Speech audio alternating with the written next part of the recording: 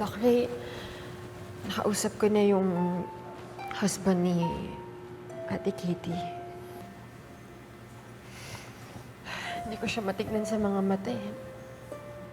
Naawa ko para sa kanya, pati sa anak niya.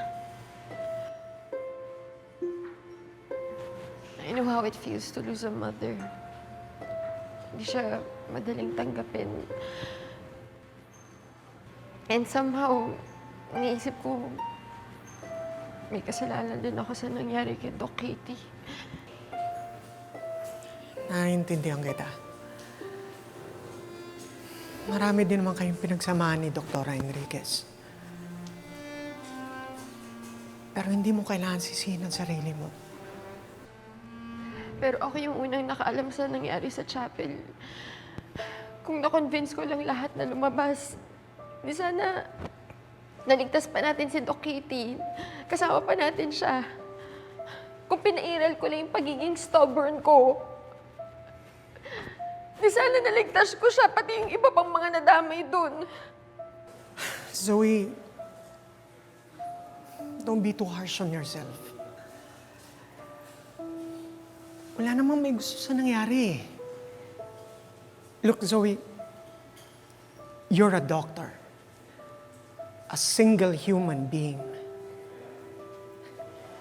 Hindi ka naman superhero na kaya mo iligtas ang buong mundo eh. But what you did was enough to make us realize na may puso ka. Oh, may katigasan din ang ulo mo paminsan-minsan, pero I know you have a beautiful heart. Sana hindi yun mawala, dahil kailangan mo yun.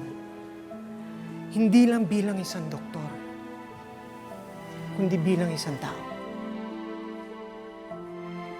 Mayawan na muna kita, ha? Thank you, Doc.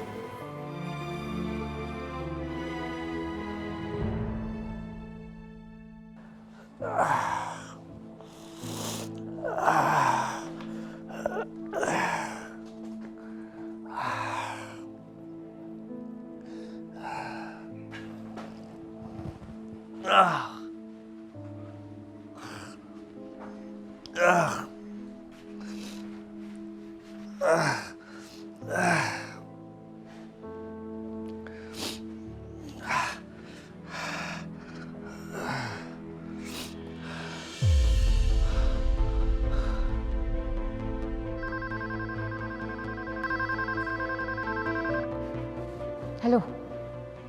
Hello, anak. Si Carlos to. Alam ko kung bakit ka tumatawag sa akin. May kailangan ka na naman. Anak nga kita. Alam mo may kailangan ako. Sabihin mo kung saan kita mapupuntahan. Kailangan din kitang makausap.